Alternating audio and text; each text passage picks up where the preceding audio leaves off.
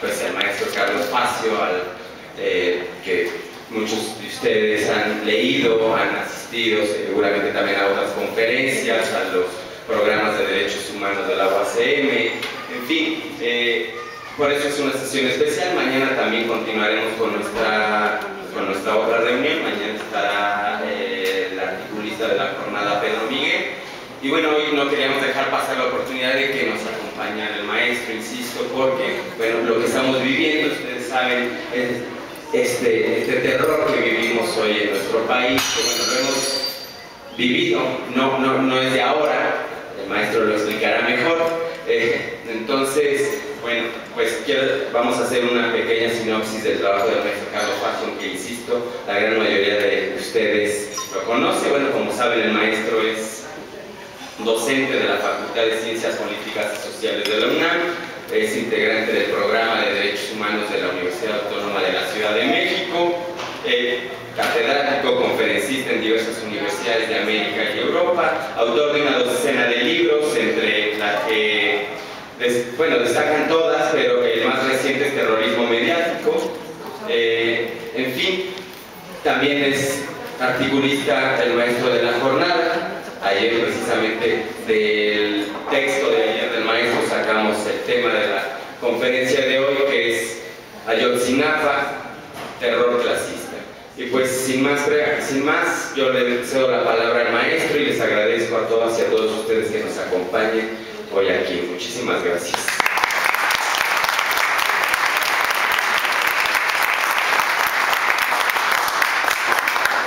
Bueno, buenas noches.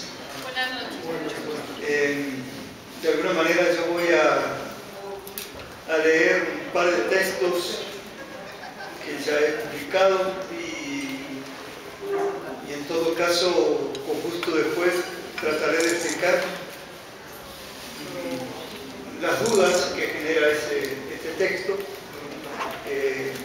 A su vez estamos participando en la Comisión Civil de búsqueda en vida de los 43 estudiantes desaparecidos, que no es una comisión que está en Guerrero, sino que está haciendo un puente muy casi visible, digamos, con el gobierno, entre el gobierno federal y los padres y los estudiantes de Ayotzinapa. Entonces, bueno, vengo en ese doble carácter y, bueno, diría que sobre estos hechos de Iguala, al título que decía el compañero, yo le agregué a Ayotzinapa terror racista y clasista, porque hay también un racismo, no solo a nivel federal contra estos estudiantes campesinos, muchos de ellos de origen indígena, sino que el propio Guerrero, es decir, también las autoridades, los políticos, en ellos también existe un racismo hacia estos jóvenes estudiantes. Digamos que a 8 días, 6 días, 7 de los hechos, yo justamente comencé un texto diciendo fue un crimen de Estado. Y nosotros decimos que lo que ocurrió en Iguala, ahí hubo 6 personas fueron asesinadas, de ellos 3 eran estudiantes, o sea, para ubicarnos, hubo 4 eventos entre las 9 de la noche del 26 de septiembre y la madrugada del 27. Entonces, en esos 4 incidentes, sobre todo en 2 de ellos, ahí se produjo en la primera fase un primer muerto y en una segunda fase otros 2 estudiantes muertos, y en otro evento también se valió un autobús donde venían unos jugadores de fútbol, un taxi donde perdió la vida una señora. En fin, hubo 6 víctimas, pero 3 de ellos eran estudiantes. Y también con esto de que hay 43 desaparecidos, lo cual es un hecho gravísimo, hay que contabilizar a 20 lesionados, algunos de ellos graves. Hay uno que está en muerte cerebral, con muerte vegetativa, y hay otro estudiante que un balazo le atravesó la mandíbula, y también está aquí ahora en el Instituto Federal. Están tratando de reconstituir Entonces, estos tres elementos, los asesinatos, las lesiones y las 43 desapariciones forzadas, configuran crímenes de lesa humanidad. Es decir, desde los tribunales de Nuremberg, después de la Segunda Guerra Mundial, se comenzaron a juzgar por crímenes de guerra a los victimarios del holocausto nazi. Es decir, no solo fueron 6 millones de judíos, sino que hubo otros 5 millones que eran comunistas alemanes, socialdemócratas, gitanos, es decir, de otras minorías. Y bueno, digamos, a partir de ahí, en el tema de derechos humanos se comenzaron a visibilizar una serie de delitos que antes, en el periodo anterior, cuando existía la Comunidad de las Naciones, antes de la ONU, de las Naciones Unidas, no existían.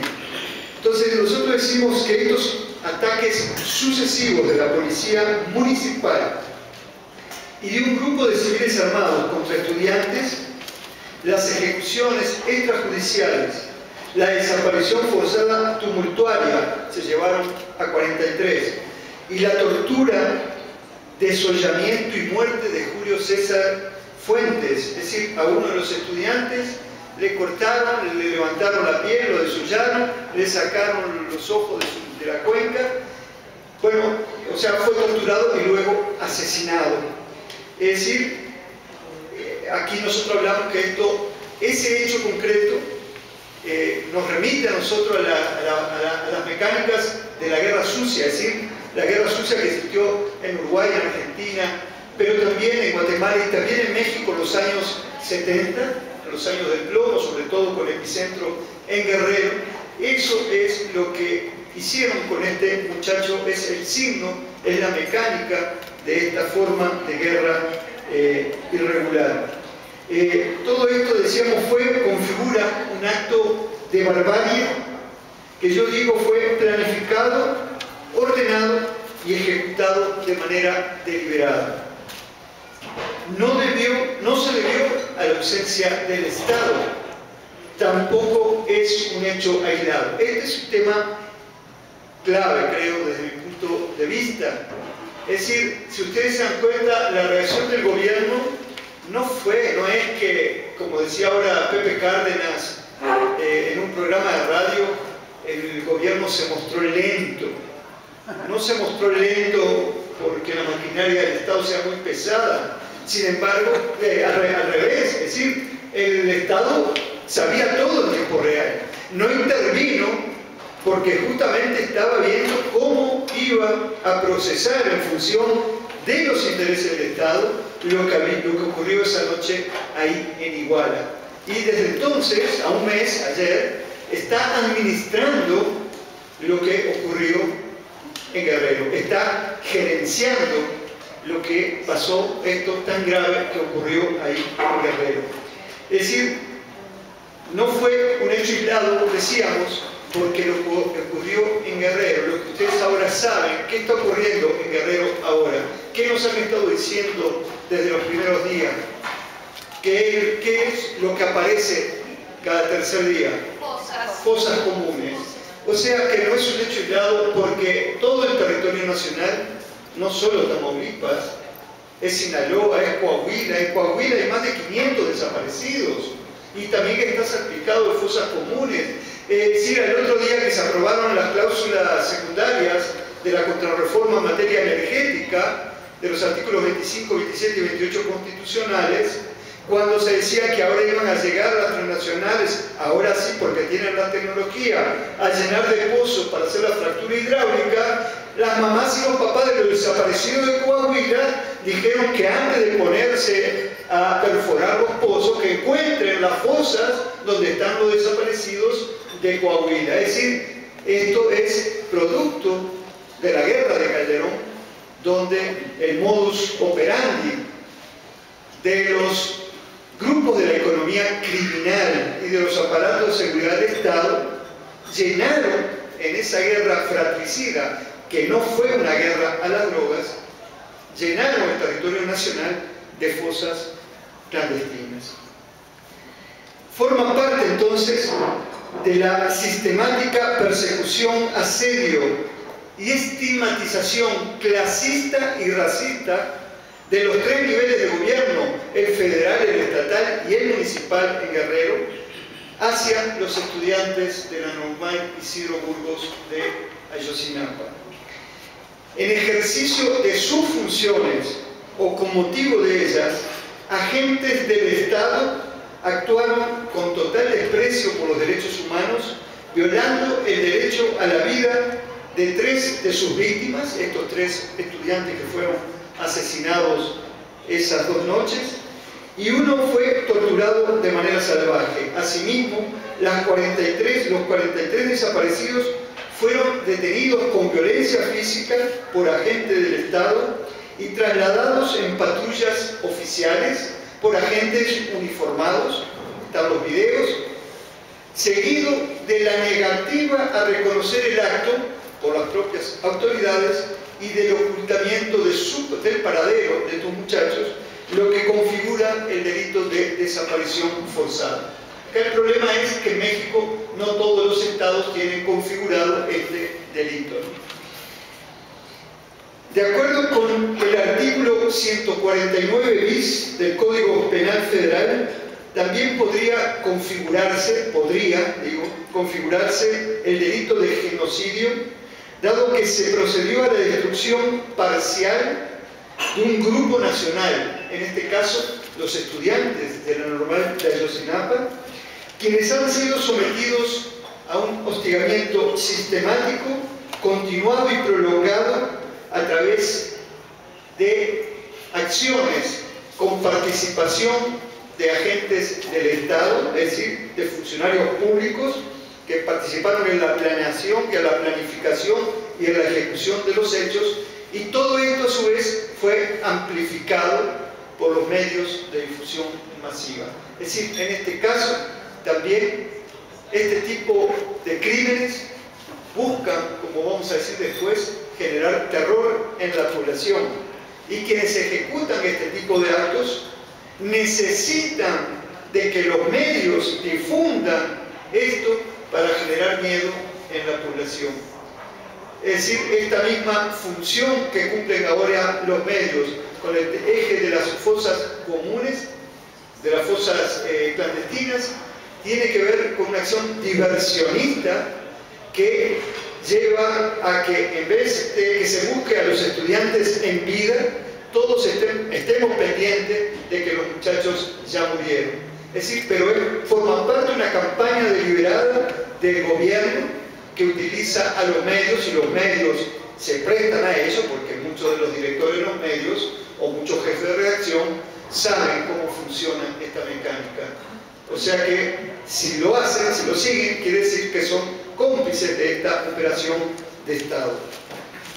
Al respecto, cabe recordar, cuando yo digo, no es solo los muchachos de la Normal de Ayotzinapa, también los de Tiripetío, en Michoacán, son las 2 normales donde los muchachos están más activos que en las otras 20 rurales normales del país, y tanto los de Michoacán como los de Guerrero han venido siendo objeto de esto que decíamos, un hostigamiento sistemático, continuado y prolongado, lo que decía antes podía configurar el delito de genocidio. Es decir, vamos a recordar que justamente el 12 de diciembre de 2011, 2 estudiantes de esa Normal, de la de Ayotzinapa, fueron ejecutados de manera sumaria, extrajudicial, en la autopista del Sol en Chilpancingo. Muchas de ustedes se acordarán y habrán visto las fotos, lo habrán visto por televisión inclusive, como un agente ministerial y un agente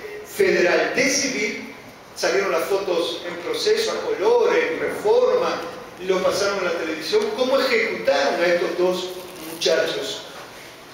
En esa acción del 2011, 4 más resultaron heridos y 24 jóvenes fueron sometidos a torturas y a tratos crueles y degradantes por funcionarios policiales.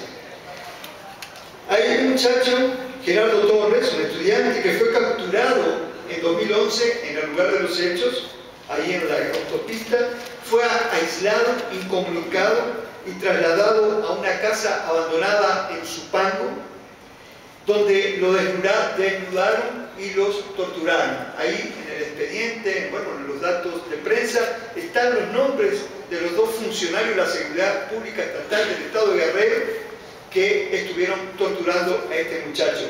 Pero no solo lo desnudaron, lo torturaron, sino que le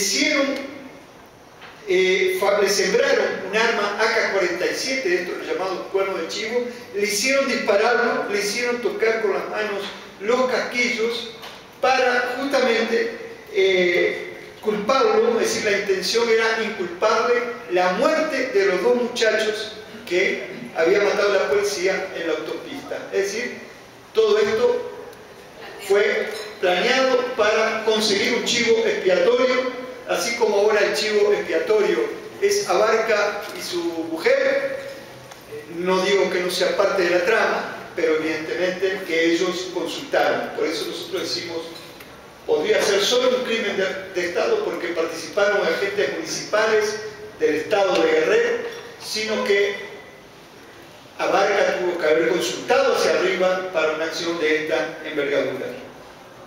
Entonces, en aquel hecho de 2011, se determinó que hubo un uso excesivo y desproporcionado de la fuerza coercitiva del Estado y también de las armas de fuego, es decir, se usaron armas de uso exclusivo del ejército por la policía que disparó. Y esto es claro, en aquel acto de 2011, que me estoy refiriendo, se saltaron los protocolos que ya la policía y el ejército tenían en esa fecha.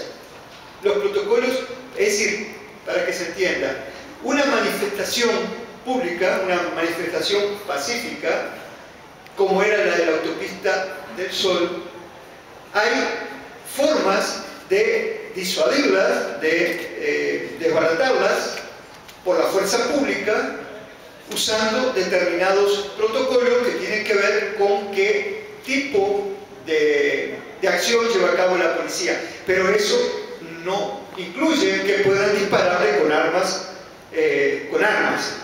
Es decir, para eso se prepara a la policía, para justamente la policía antidisturbios, la preparan, se supone, para disolver una manifestación sin hacer el uso de las armas de fuego. Y bueno, ahí no se llevó a cabo eso. Entonces, fueron detenidos por la presión internacional sobre ese caso. Y nacional también, fueron detenidos dos agentes, un ministerial y un federal, pero salieron libres hace un par de meses. O sea, los dos asesinatos están impunes, así como las torturas a los 20 muchachos. A 2 años y medio de aquellos hechos, existen evidencias testimoniales de que entre los policías, los ministerios públicos y los militares del Estado de Guerrero existe un desprecio y un odio criminal contra los estudiantes de Ayotzinapa. Un odio que, digo, existe el testimonio porque ha sido recogido en la prensa, pero no solo de los militares, de las policías, de los ministerios públicos, sino también de empresarios y otra parte de la población de Guerrero, incluso un periódico de Acapulco, justamente al otro día de estos hechos, de los de ahora, salió a decir, por fin se puso orden. Es decir, un sector de la población pide justamente la mano dura, la represión. Y ahora, como entonces, es decir, como en aquellos hechos, y como tantas veces antes, desde 1968, cuando la matanza en la Plaza de las Tres Culturas, acá en Tlatelolco, como la época de la Guerra Sucia, los años 70, asistimos a una acción conjunta, coludida, de agentes del Estado con escuadrones de la muerte, cuya misión es desaparecer lo disfuncional al actual régimen de dominación. Es decir, ¿por qué hablo yo de escuadrones de la muerte? Porque en la narrativa que hacen los muchachos y la propia narrativa oficial se habla de que hay 2 acciones en donde hay agentes municipales uniformados.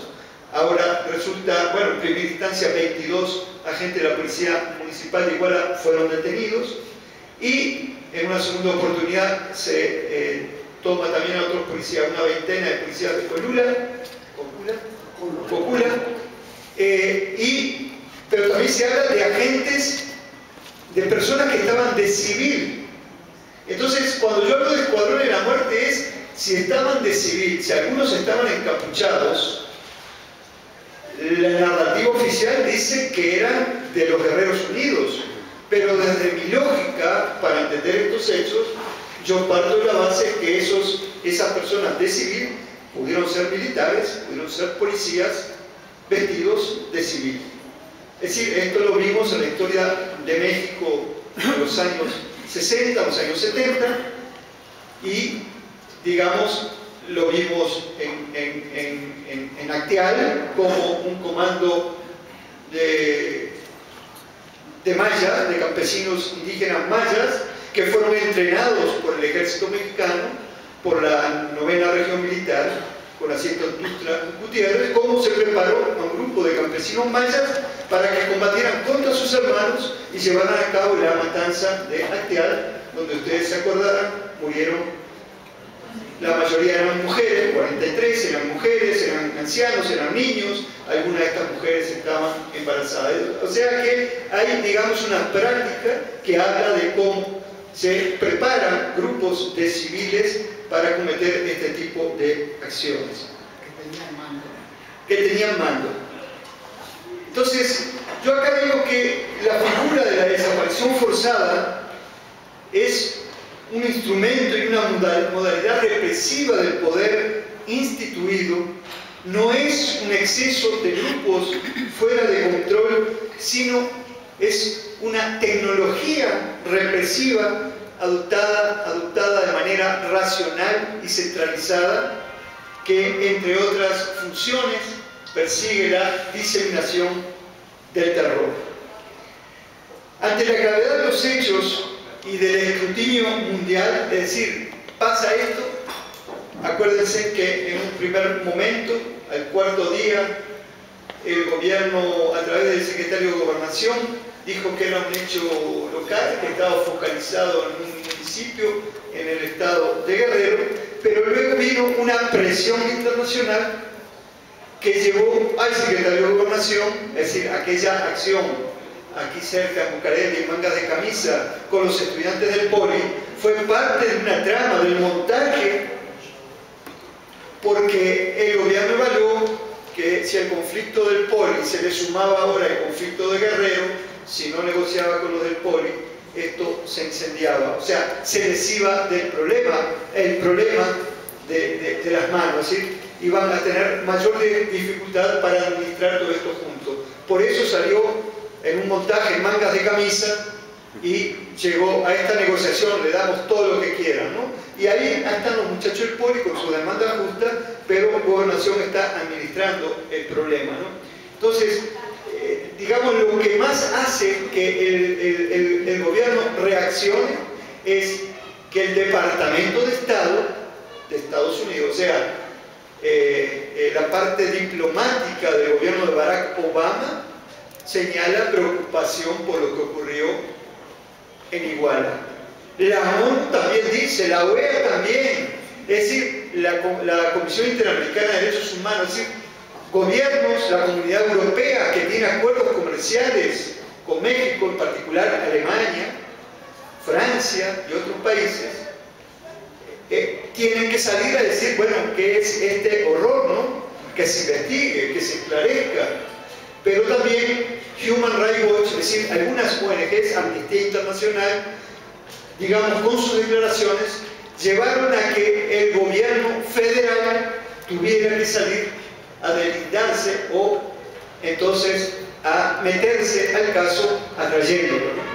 Entonces decimos que ante la gravedad de los hechos y ese escrutinio mundial, autoridades estatales y federales han venido posicionando mediáticamente, es decir, a través de la televisión, de las radios, de la prensa escrita, la hipótesis de que fue el crimen organizado vinculado con esto de las fosas comunes.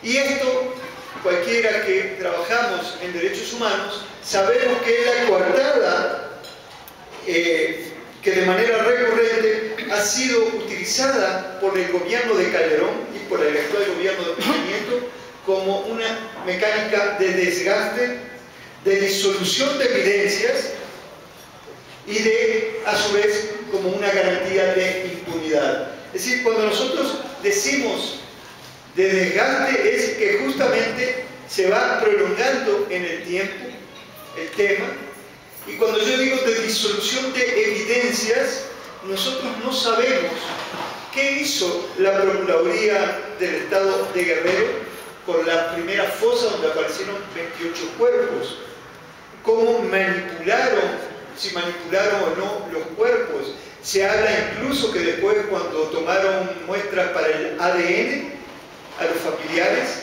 también pudieron haber manipulado las muestras de ADN, mezclando los nombres de las muestras para que justamente no coincidieran con, en caso de que aparezcan, los restos de en alguna de estas fosas, ¿no? Entonces, hay toda una... cuando hablamos de disolución de evidencias, por ejemplo, me contaban que ayer o el domingo, cuando gente de la UPOEG con otra gente que estaba buscando encontró estas últimas fosas ahí en Cocula, donde está hoy el basurero, que la gente cuando llegó ahí agarraba los pedazos que habían ahí, revolvían, agarraban ropa, agarraban esto. Es decir, si el gobierno, que sabe cómo se maneja desde el punto de vista pericial las evidencias de un crimen, si el gobierno está permitiendo eso, es porque justamente de manera intencional lo que quiere es que se enrede todo lo mayor posible, ¿no?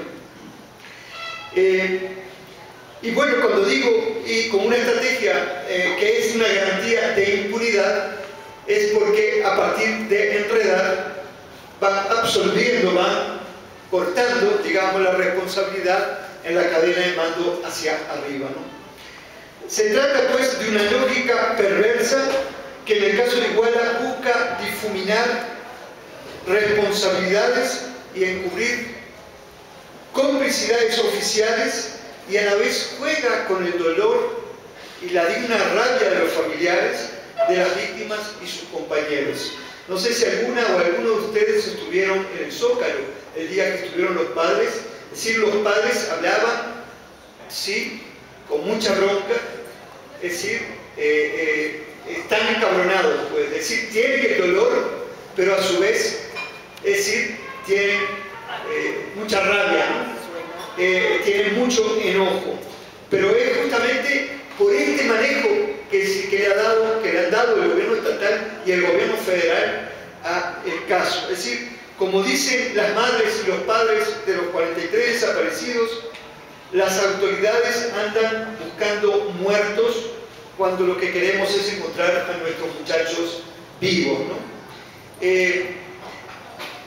No es creíble, digo yo, que los hechos hayan respondido a una acción inconsulta de un grupo de efectivos policiales.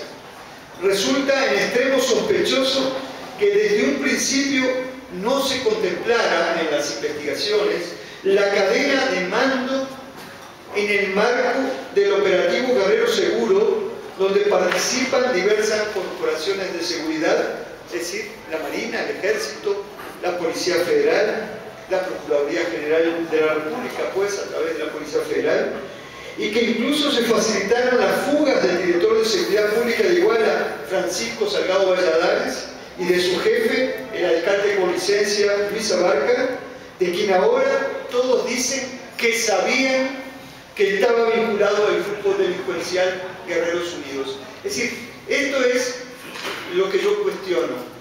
Si todos sabían, si como dice ahora Beltrone, si como dice Quirós Camacho, el Camacho que fue gobernador, que se juzgue a López Obrador porque él sabía. Y no se juzga al secretario de la Defensa Nacional, a su comandante supremo, el presidente de la República, que evidentemente sabía más que López Obrador.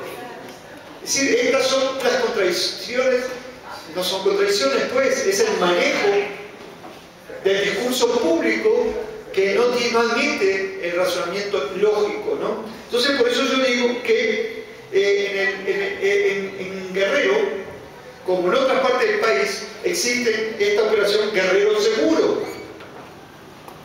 Y en esa operación el mando es el mando militar. Participan policías municipales, estatales, federales y el ejército y la marina. La marina también tiene base ahí en Guerrero. Entonces, ¿por qué?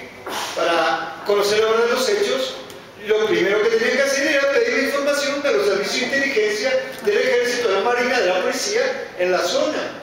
Pero luego agarran al jefe de seguridad pública y lo dejan ir. Y hablan con el de Iguala y lo dejan ir.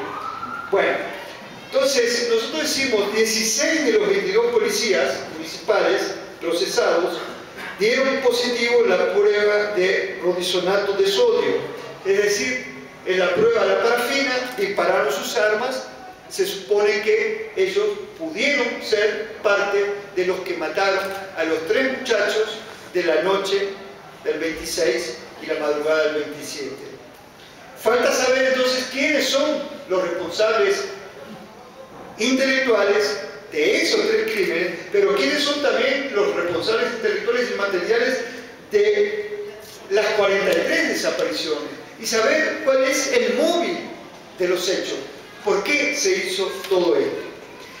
Hay un abogado de los papás de los muchachos del Centro de Derechos Humanos de la Montaña La Chinola, que se llama Vidulfo Rosales, que él declaró, lo publicaron en la revista Proceso, otros medios, que las autoridades ministeriales no procedieron a realizar un interrogatorio profesional y exhaustivo que diera elementos para localizar con prontitud a los jóvenes detenidos desaparecidos. Es decir, cuando la misma noche de que se da el primer incidente, a las 9 de la noche, ahí ya los muchachos de la Normal llaman a sus compañeros, avisan al normalista de la CT, los abogados de Tlachinola son enseguida notificados, algunos de ellos concurren después al Ministerio Público justamente para asistir a los muchachos,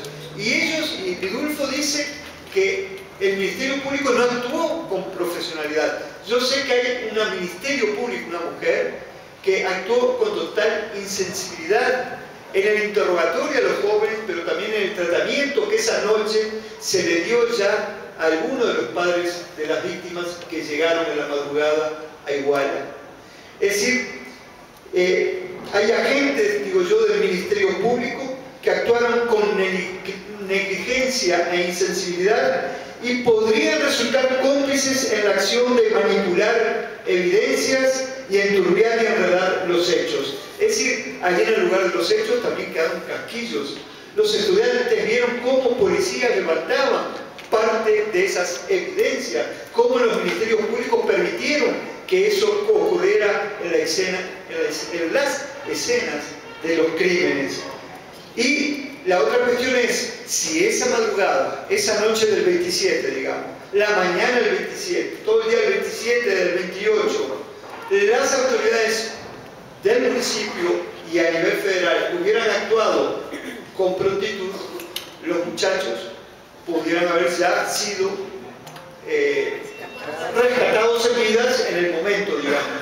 A medida que pasan los días, a partir de esta actuación de las autoridades, se comienza a enredar todo. Amnistía Internacional calificó justamente la investigación judicial como caótica y hostil. La investigación judicial hostil hacia los familiares de las víctimas y hacia los compañeros de las víctimas, los compañeros de la Normal.